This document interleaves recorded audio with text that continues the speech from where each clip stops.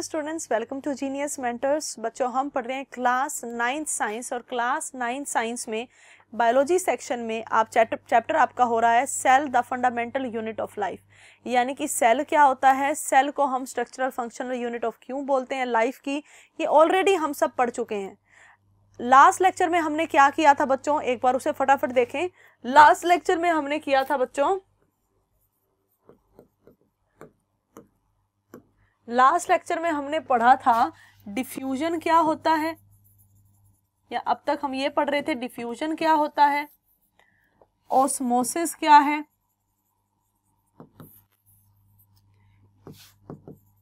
Facilitated transport क्या है,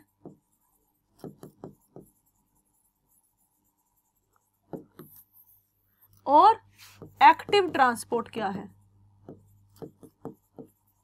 क्योंकि बच्चों इनके बारे में आपसे क्वेश्चन पूछा जा सकता है।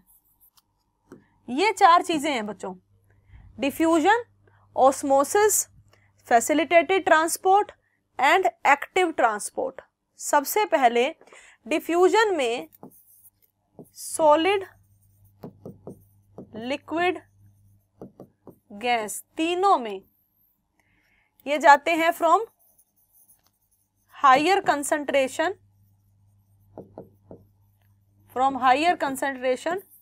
To lower concentration. हायर से लोअर कंसंट्रेशन की तरफ जाती है चीज, चाहे वो सॉलिड हो, चाहे वो लिक्विड हो, चाहे वो गैस हो। तो हायर कंसंट्रेशन से लो कंसंट्रेशन तक जाती है until equilibrium is attained, until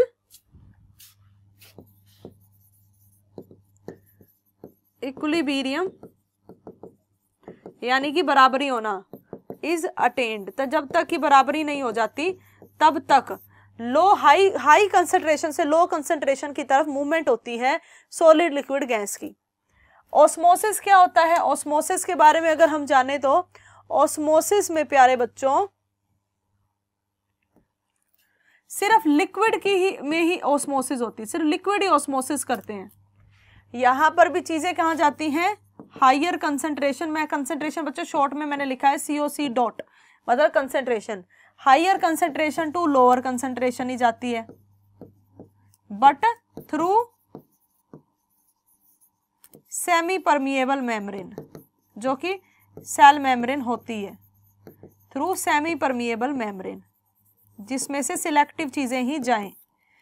semi permeable membrane के अंडर ही जा सकती है। ऐसा नहीं है कि ऑस्मोसिस किसी भी मेम्ब्रेन के थ्रू हो जाए, नहीं, सिर्फ सिलेक्टिव जिसमें से चीजें आती जाती हैं, सेमी परमिएबल होता है जो, वहां से ही ये मतलब वही ट्रांसपोर्ट होती है, वही ऑस्मोसिस होती है। ऑस्मोसिस भी high concentration to low concentration होती है जब तक कि बराबरी ना हो जाए, लेकिन सिर्फ और सिर्फ लिक्विड ओनली, सिर्फ लिक्विड की, सॉलिड, लिक्विड, गैस तीनों की नहीं, सिर्फ और सिर्फ लिक्विड की, जैसे वाटर की। फिर आता है फैसिलिटेटेड ट्रांसपोर्ट। फैसिलिटेटेड ट्रांसपोर्ट का मतलब क्या हुआ बच्चों, फैसिलिटेटेड ट्रांसपोर्ट में transport of molecules takes place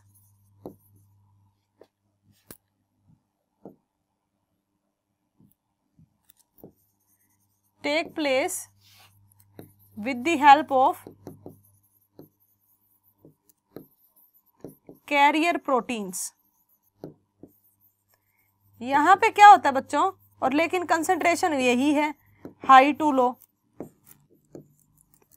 यहां पर क्या होता है बच्चों, मॉलिक्यूल्स खुद से, देखो डिफ्यूजन में और ऑस्मोसिस में जो मॉलिक्यूल्स हैं वो खुद से ही हाई टू लो कंसंट्रेशन की तरफ जाते हैं, ना किसी एनर्जी की जरूरत, ना किसी प्रोटीन की जरूरत।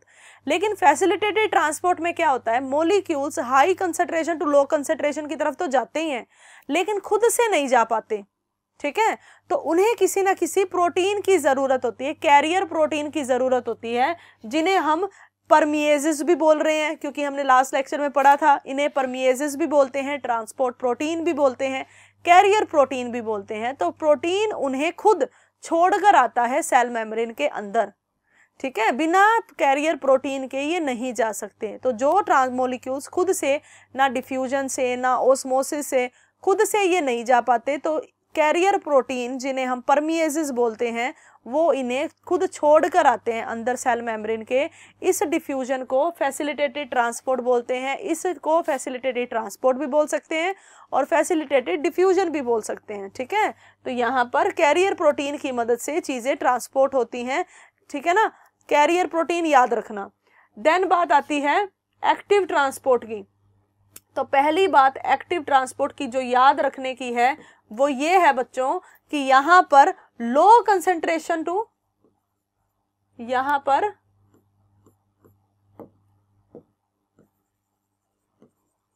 Lower concentration to higher concentration चीजें जाती हैं।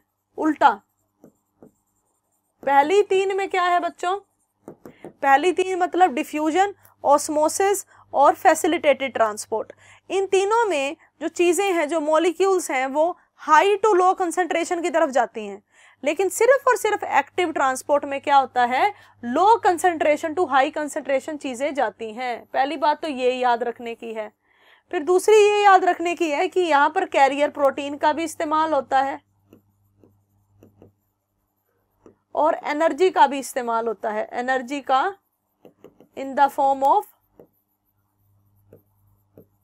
एटीपी, एटीपी की फॉर्म में एनर्जी का भी इस्तेमाल होता है और कैरियर प्रोटीन का भी इस्तेमाल होता है। तो दूसरा पॉइंट ये याद रखना, active transport low to high concentration. First point, energy का इस्तेमाल होता है in the form of ATP और कैरियर प्रोटीन का भी इस्तेमाल होता है। दोनों में से एक का या दोनों यूज हो सकते हैं।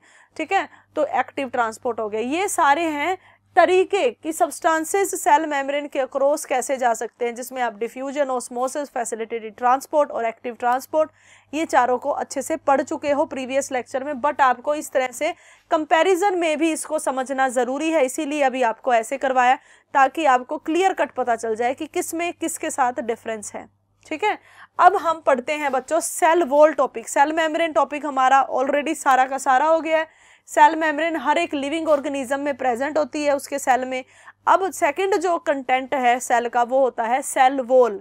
और ये बात हमेशा याद रखना, सेल वॉल सभी के लिविंग ऑर्गेनिज्म के सेल के पास हो ऐसा ज़रूरी नहीं है। सेल मेम्ब्रेन तो सबके पास होती है, चाहे वो प्लांट का सेल हो, चाहे वो एनिमल का सेल हो, चाहे वो फंगस का सेल हो, ठीक है, चाहे वो बैक्टीरिया का सेल हो, बस लिविंग होना चाहिए। तो उनकी जो मेम्ब्रेन होती है उसे सेल मेम्ब्रेन कहते हैं। सेल वॉल क्या है बच्चों, it is a non living. Non living का मतलब क्या है, नेचर में ये डेड होती है। It is a non living and freely permeable. Freely permeable का मतलब है जैसे प्लाज्मा मेम्ब्रेन तो सिलेक्टिव परमिएबल थी, only selective substances can move across the cell membrane. Selective थी तो वो चीज़ों को सिलेक्ट करके ही अपने अंदर बाहर जाने देती थी। लेकिन सेल वॉल क्या होती है, फ्रीली परमिएबल होती है, यानी कि कोई भी उसके बाहर जा सकता है, कोई भी उसके अंदर जा सकता है। फ्रीली परमिएबिलिटी है, किसी प्रकार की कोई सिलेक्शन नहीं है, किसी प्रकार की कोई रोक टोक नहीं है, सब फ्रीली है। तो freely substances can move and is secreted by the cell itself for the protection of its plasma membrane and cytoplasm. Cytoplasm अंदर का कंटेंट होता है सेल का, और सेल की मेम्ब्रेन को सेल मेम्ब्रेन यानी कि प्लाज्मा मेम्ब्रेन बोलते हैं। जिसके पास भी बच्चों सेल वॉल मिलेगी ना, प्लाज्मा मेम्ब्रेन के भी ऊपर ही मिलती है, यानी कि इस तरह से। ये हो गया सेल, ये इसका न्यूक्लियस। अंदर क्या होगा, जेनेटिक मटेरियल डीएनए। सेल के कंटेंट को क्या बोलते हैं अंदर, यहां पर इसको क्या बोलेंगे, साइटोप्लाज्म।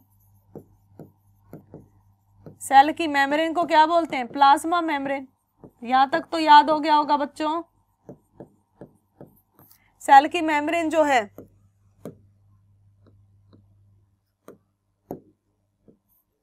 सेल की मेम्ब्रेन, प्लाज्मा मेम्ब्रेन, सेल के अंदर का जो कंटेंट है साइटोप्लाज्म होगा फ्लूइड लाइक, फिर उसके अंदर न्यूक्लियस, न्यूक्लियस के अंदर जेनेटिक मटेरियल। इतनी बात क्लियर हो गई। अब सेल वॉल कहाँ होगी, अगर होगी तो पहली बात तो सभी लिविंग ऑर्गेनिज्म के पास सेल वॉल नहीं होती। जैसे एनिमल सेल है, जैसे हमारा सेल है, क्या हमारे पास सेल वॉल है, बिल्कुल भी नहीं है। क्या प्लांट के पास सेल वॉल है, प्लांट के सेल के पास बिल्कुल है। तो that depend upon organism to organism whether cell wall is present और नॉट, ठीक है। बट अगर होगी तो कहाँ होगी, अगर होगी तो बच्चों जैसे मैं अभी आपको ग्रीन कलर से मार्क करके दिखा रही हूँ, प्लाज्मा मेम्ब्रेन के भी ऊपर होगी।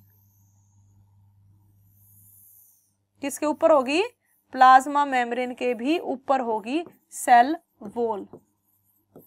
तो आप ये कह सकते हो कि जो सेल वॉल है ये नॉन लिविंग है, फ्रीली परमिएबल है और सेल मेम्ब्रेन को भी प्रोटेक्ट करती है। ऐसा क्यों बोला कि ये सेल मेम्ब्रेन को और साइटोप्लाज्म को और सबको प्रोटेक्ट कर रही है? क्योंकि सबसे ऊपर मिलेगी। तो जब ये सबसे ऊपर मिल रही है इसका मतलब ये सेल मेम्ब्रेन को, साइटोप्लाज्म को, सबको प्रोटेक्ट करने का काम करती है। समझ में आ गया ना कि क्यों करती है? क्योंकि सबसे ऊपर है। Then it is present in plants. Plants में तो ये मिलेगी। प्लांट्स की जो सेल वॉल है वो सेल्यूलोज से मिलकर बनती है, which is a polysaccharide. Detail में पॉलीसेकेराइड क्या है ये आप 11th क्लास में पढ़ोगे, अभी डिटेल में नहीं जाना। अभी सिर्फ इतना याद रखो, प्लांट्स की सेल वॉल किससे मिलकर बनती है? प्लांट्स में पहली बात सेल वॉल होती है, प्लांट के सेल के पास यानी कि सेल वॉल होती है, और वो सेल वॉल किससे मिलकर बनती है? Is made up of cellulose, यानी कि it is made up of fibrous polysaccharide. मैंने कहा ना पॉलीसेकेराइड है, क्योंकि बच्चों कार्बोहाइड्रेट होते हैं ना जो, वो आप आगे जाके अगली क्लास में यानी अगली से अगली क्लास में पढ़ोगे कि कार्बोहाइड्रेट होते हैं मोनोसेकेराइड, डाइसेकेराइड, पॉलीसेकेराइड। तो जो पॉलीसेकेराइड होते हैं ना वो बहुत ही ज्यादा कॉम्प्लेक्स स्ट्रक्चर होता है उनका, और उसमें एग्जाम्पल में है cellulose. So cellulose is a polysaccharide.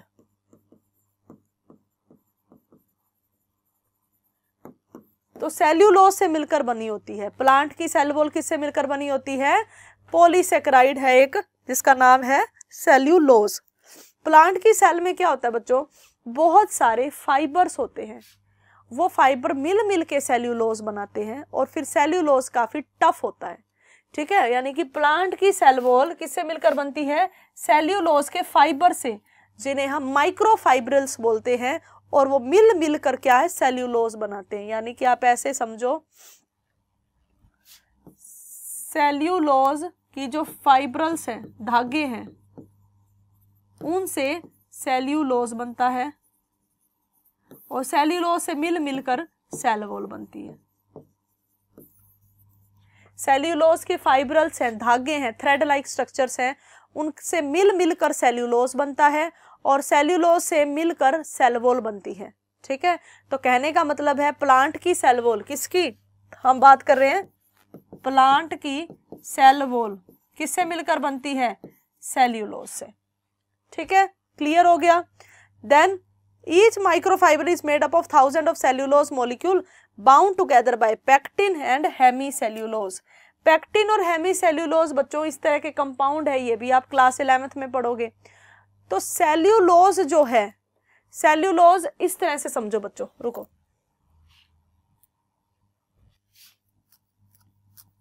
ध्यान से सुनो बात को। सेल्यूलोज है, सेल्यूलोज के ग्रुप से, ठीक है, यानी कि सेल्यूलोज के ग्रुप से गुच्छे बनते जाते हैं, जिन्हें हम बोलते हैं cellulose fibrils,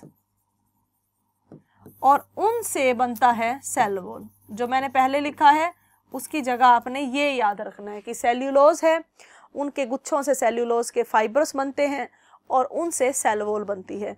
cell wall freely permeable होती है, और ये प्लांट्स के केस में ऐसी है। फंगस के केस में कैसी होगी? तो बस याद रख लो कि जो फंगस की सेल वॉल है ये मिलकर बनती है काइटिन से, काइटिन से, which is also polysaccharide. Plant की सेल वॉल किससे मिलकर बनती है? सेल्यूलोज से। और फंगस की सेल वॉल किससे मिलकर बनती है? काइटिन से। ठीक है, then functions of cell wall. अब सेल वॉल का फंक्शन क्या है? याद है बच्चों मैंने आपको हाइपरटोनिक, हाइपोटोनिक और आइसोटोनिक सॉल्यूशन के बारे में समझाया था। हमने क्या पढ़ा था? एक होता है हाइपोटोनिक सॉल्यूशन,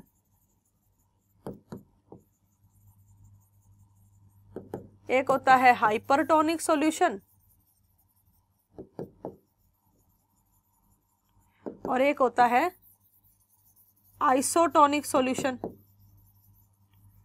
फिर हमने पढ़ा था बच्चों कि जो हाइपोटोनिक सॉल्यूशन है उसमें क्या होता है? सेल स्वेल हो जाता है। सेल क्या हो जाता है? स्वेल हो जाता है। और जब सेल स्वेल हो जाता है तो उसे हम बोलते हैं दूसरी भाषा में टर्जिड सेल। क्या बोलते हैं? Turgid cell. Hypertonic cell solution में सेल श्रिंक हो जाता है, सिकुड़ जाता है यानी कि, और आइसोटोनिक सेल में सेम साइज रहता है उसका, ना वो श्रिंक होता ना वो सेल स्वेल होता, जैसा साइज है वैसा ही रहता है। यानी कि 3 तरह के सॉल्यूशन हमने पढ़े थे, हाइपोटोनिक, हाइपरटोनिक और आइसोटोनिक। हाइपोटोनिक को भी ध्यान से सुनो, हाइपोटोनिक में सेल स्वेल हो जाता है और उस सेल को बोलते हैं टर्जिड। अब बच्चों एक बात सोचो, एक सेल है उसमें पानी अंदर आता जा रहा है, आता जा रहा है, तो एक सिचुएशन ऐसी होगी कि वो सेल फट सकता है, ब्रस्ट हो सकता है। क्यों? क्योंकि उसके अंदर पानी भरता जा रहा है, भरता जा रहा है। वो एक टाइम उसका साइज बढ़ता जाएगा, बढ़ता जाएगा, बढ़ता जाएगा, एक साइज टाइम ऐसा आएगा कि वो सेल ब्रस्ट हो जाएगा, फट जाएगा। तो टर्जिड सेल में ये सबसे ज्यादा खतरा होता है किस चीज का? ब्रस्टिंग का, यानी कि वो फट ना जाए, इस चीज का सबसे ज्यादा खतरा होता है हाइपोटोनिक सॉल्यूशन में, यानी कि जब सेल टर्जिड होता है। लेकिन सेल वॉल अगर उसके पास है तो सेल वॉल कभी भी उस सेल को फटने नहीं देती, ब्रस्टिंग होने नहीं देती, क्योंकि जितना पानी अंदर की बाहर की तरफ प्रेशर लगाएगा ना, सेल वॉल उतना ही अंदर की तरफ प्रेशर लगाती है और वो न्यूट्रलाइज हो जाता है और सेल फटता नहीं है। ठीक है, यानी कि पहला पॉइंट क्या है? इट परमिट, परमिट का मतलब होता है अलाउ करना, यानी कि आज्ञा देना। It permit the plant cell to become turgid, ये प्लांट सेल को ये अलाउ करता है कि तुझे जितना टर्जिड होना है तू हो ले।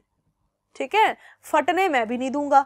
कौन कह रहा है? सेल वॉल कह रहा है। किसको कह रहा है? प्लांट सेल को कह रहा है कि आप कितना भी टर्जिड हो सकते हो। As water enter the vacuole through osmosis the plant cell expand. अभी मैं आपको बताऊंगी कि प्लांट के अंदर एक बहुत बड़ा वैक्यूल होता है जिसमें पानी भरता जाता है, भरता जाता है।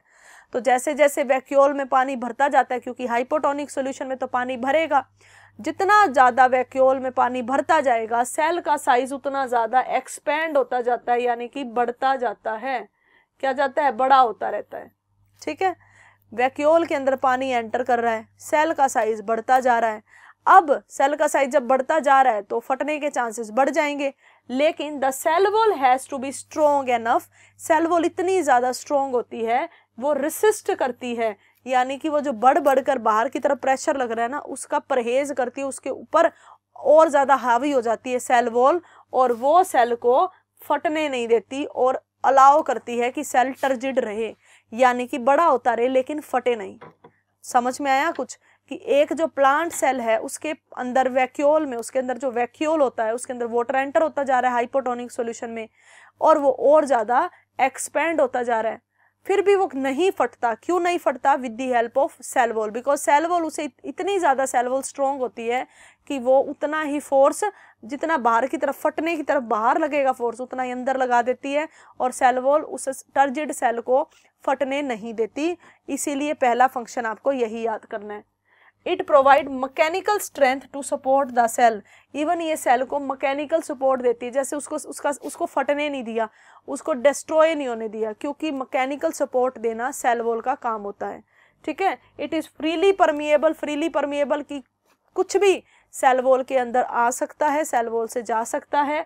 To water and substances in the solution, any substance, चाहे वो आयंस है, चाहे वो मॉलिक्यूल्स हैं, चाहे वो वाटर है, उसका आना जाना सेल वॉल के थ्रू हो सकता है, because cell wall is freely permeable. Clear हुआ? सेल वॉल फ्रीली परमिएबल है।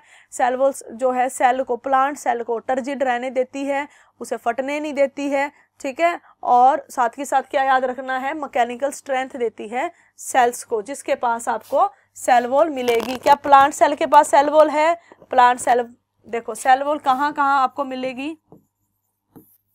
बैक्टीरिया में मिलेगी, सभी प्रकार के बैक्टीरिया में मिलेगी, फंगस में मिलेगी, प्लांट सेल के पास मिलेगी। किसके पास नहीं मिलेगी? ये तो है जिनके पास प्रेजेंट है। तो आपने दूसरा लिखना है, animal cell does not have cell wall. Animal cell के पास सेल वॉल नहीं मिलती, चाहे वो किसी भी एनिमल का सेल हो, उसके पास सेल वॉल नहीं मिलेगी। ठीक है, क्लियर हुआ इतना बच्चों अच्छे से? चलिए अब सेल वॉल के बारे में तो इतना ही पढ़ना था हमें। सेकंड चीज जो हमें पढ़नी है, अब हमारा कंटेंट थर्ड हो गया, न्यूक्लियस। न्यूक्लियस क्या है, अब ये पढ़ते हैं। क्या प्रोकैरियोटिक और यूकैरियोटिक सेल आपने जब समझा था तो क्या न्यूक्लियस सबके पास एक जैसा होता है? नहीं। न्यूक्लियस जो है, वेल डिफाइंड न्यूक्लियस सिर्फ यूकैरियोटिक सेल के पास मिलता है। यानी कि पहली बात तो आप यही लिखोगे कि वेल डिफाइंड जो न्यूक्लियस है is only present in eukaryotic cell. सिर्फ यूकैरियोटिक सेल्स के पास वेल डिफाइंड न्यूक्लियस मिलता है, अच्छा खासा बना हुआ बढ़िया, जिसके पास अच्छी न्यूक्लियर मेम्ब्रेन भी होती है। तो वेल डिफाइंड न्यूक्लियस आपको सिर्फ प्रोकैरियोटिक सेल में नहीं, यूकैरियोटिक सेल में मिलेगा। प्रोकैरियोटिक सेल में जो न्यूक्लियस होता है उसको न्यूक्लियस ही नहीं कहते, क्योंकि वेल डिफाइंड नहीं होता, ना उसके पास न्यूक्लियर मेम्ब्रेन होती, वहां बोला जाता है उसे न्यूक्लियोइड। ठीक है, तो न्यूक्लियोइड कहाँ मिलता है? प्रोकैरियोटिक सेल में। और वेल डिफाइंड न्यूक्लियस कहाँ मिलता है? यूकैरियोटिक सेल में। न्यूक्लियस क्या होता है बच्चों? It is a large eccentrically located spherical cellular component bounded by two nuclear membrane forming nuclear envelope। सबसे पहली बात एक एक करके सुनो। पहली बात बच्चों, न्यूक्लियस की क्या सुननी है कि न्यूक्लियस जो है यहां इसके पास न्यूक्लियर एनवलप होता है, और इस न्यूक्लियर एनवलप में दो मेम्ब्रेन आती हैं, आउटर न्यूक्लियर मेम्ब्रेन, जैसे सेल की मेम्ब्रेन को सेल मेम्ब्रेन बोलते हैं, न्यूक्लियस की मेम्ब्रेन को न्यूक्लियर मेम्ब्रेन बोलते हैं। तो न्यूक्लियर मेम्ब्रेन ना दो होती हैं, outer nuclear membrane and inner nuclear membrane, outer nuclear membrane and inner nuclear membrane. और अगर आप दोनों को ऐड ऑन कर दो तो उसे बोलते हैं हम न्यूक्लियर एनवलप। सो आपसे अगर एक मार्क्स के क्वेश्चन में, 1 मार्क्स के क्वेश्चन में पूछा जाए what do you mean by nuclear envelope, so क्या लिखोगे? Nuclear envelope is the covering of nucleus. Nuclear envelope consist of outer nuclear membrane and inner nuclear membrane. इसमें दोनों आते हैं, आउटर न्यूक्लियर मेम्ब्रेन भी आती है और इनर न्यूक्लियर मेम्ब्रेन भी आती है। अब आउटर बाहर मिलेगी, इनर अंदर मिलेगी। जैसे इस डायग्राम में आपको क्लियरली विजिबल है बच्चों, ये जो दिख रही है ये बाहर वाली, ये तो आउटर है, और ये जो अंदर वाली दिख रही है ये इनर है। ठीक है, ये आउटर और ये अंदर वाली इनर, और दोनों को मिलाकर आप क्या बोल दोगे? Nuclear envelope. तो न्यूक्लियस क्या होता है? लार्ज स्फेरिकल सेलुलर कंपोनेंट है, जहां आउटर और इनर दो न्यूक्लियर मेम्ब्रेन मिलती हैं, और मिलकर उसे क्या बोल दिया जाता है? Nuclear envelope. Nuclear envelope separate the nucleus from the cytoplasm. ये तो बात क्लियर है। देखो न्यूक्लियस किसके अंदर है? यहां ध्यान से सुनो, ये सेल है, ये न्यूक्लियस है। न्यूक्लियस किसके अंदर है? सेल के अंदर। और ये जो न्यूक्लियर मेम्ब्रेन है, ये जो ऊपर की इसकी मेम्ब्रेन होगी, जो कि दो बताई हैं, आउटर और इनर, ये क्या करती है? सेल न्यूक्लियस का जो कंटेंट है अंदर, उसे साइटोप्लाज्म से सेपरेट रखती है। ध्यान से सुनो, अगर ये हो गया न्यूक्लियस, न्यूक्लियस के अंदर उसका डीएनए वगैरह हो गया। अगर न्यूक्लियस की मेम्ब्रेन अच्छे से बनी हुई नहीं होगी, या अच्छे से बनी हुई है, तो उसका फंक्शन क्या है कि वो न्यूक्लियस के कंटेंट को साइटोप्लाज्म के साथ मिक्स नहीं होने देती। ये तो हो गया डीएनए जो न्यूक्लियस के अंदर है, ये साइटोप्लाज्म हो गया। इस दोनों के बीच का बैरियर क्या है? न्यूक्लियर मेम्ब्रेन, यानी कि न्यूक्लियर एनवलप। दोनों मिलकर एनवलप बन गया। तो न्यूक्लियर एनवलप क्या करता है? न्यूक्लियस के कंटेंट को और साइटोप्लाज्म के कंटेंट को मिक्स नहीं होने देता। ठीक है, क्या याद रखना है आपने कि न्यूक्लियर एनवलप जो है ये सेपरेट करता है, यानी कि अलग अलग करता है न्यूक्लियस को साइटोप्लाज्म से, न्यूक्लियस के कंटेंट को भी साइटोप्लाज्म से। ठीक है, अब आप यहां से देखो, न्यूक्लियर मेम्ब्रेन है, ये देखो, ये हर जगह बीच बीच में ना खाली होगी, यहां पर बीच बीच में स्पेस होता है बच्चों, उन स्पेस को बोला जाता है न्यूक्लियर पोर। न्यूक्लियर मेम्ब्रेन ना दोनों ऐसे नहीं बनी होती कि ये आउटर मेम्ब्रेन होगी और ये इनर मेम्ब्रेन होगी, ऐसे नहीं होती। बीच बीच में स्पेस होता है, उनको बोला जाता है न्यूक्लियर पोर। और न्यूक्लियर पोर किस लिए होते हैं? न्यूक्लियर पोर इसलिए होते हैं ताकि इनके द्वारा कोई भी सब्सटेंस न्यूक्लियस के अंदर बाहर जा सके। यानी कि न्यूक्लियर पोर एक तरह से गेट का काम करते हैं, जहां से न्यूक्लियस के अंदर कोई चीज जा सके या न्यूक्लियस से कोई चीज बाहर आ सके। समझ में आ गया? दोनों तरह की एनवलप समझो पहले तो। न्यूक्लियर एनवलप जिसमें आउटर और इनर न्यूक्लियर मेम्ब्रेन आती है।